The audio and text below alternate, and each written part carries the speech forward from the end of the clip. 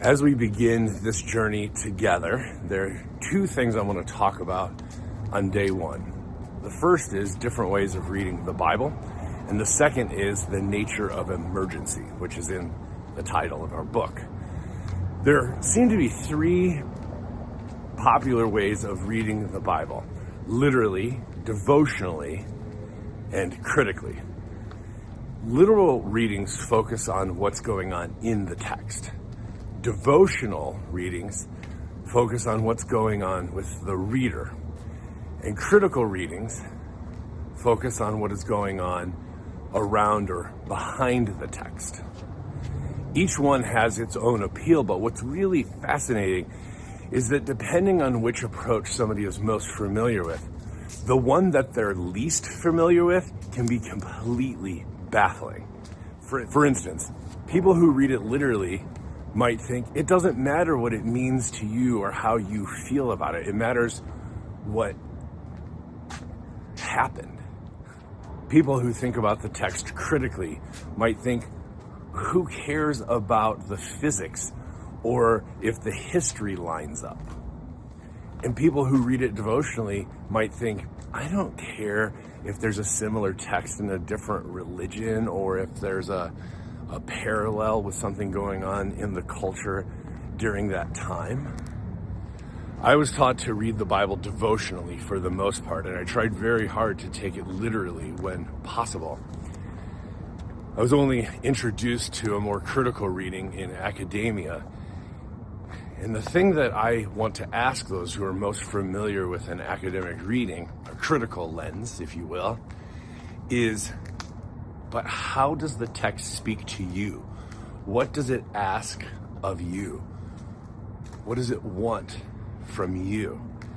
And so I just think we need to be careful that we don't always do our work standing above the text of Scripture or do our work behind the text, but that we actually enter in and take seriously what's going on in the text.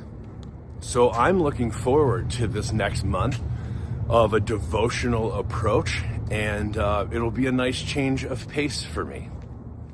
The other thing I wanted to address as we begin this series is the nature of emergency, which is in the subtitle of the book. You know, for those who do political theology, and you can read where I quote Bonnie Honig, but the state of emergency is now a perpetual reality in our society and world. It's not just that it's an exception, right? Sovereign is the one who makes the exception.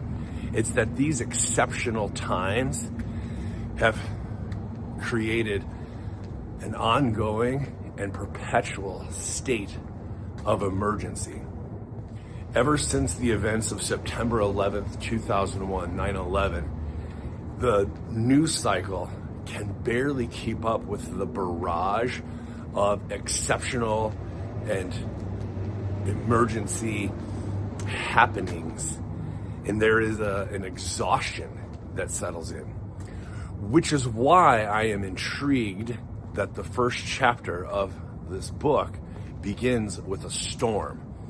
Now, I'm a big fan of the perfect storm theory of crisis, where several, at least three usually, smaller negative forces converge or conflate to form a crisis situation. I try and track and attend to these overlapping forces that create crisis.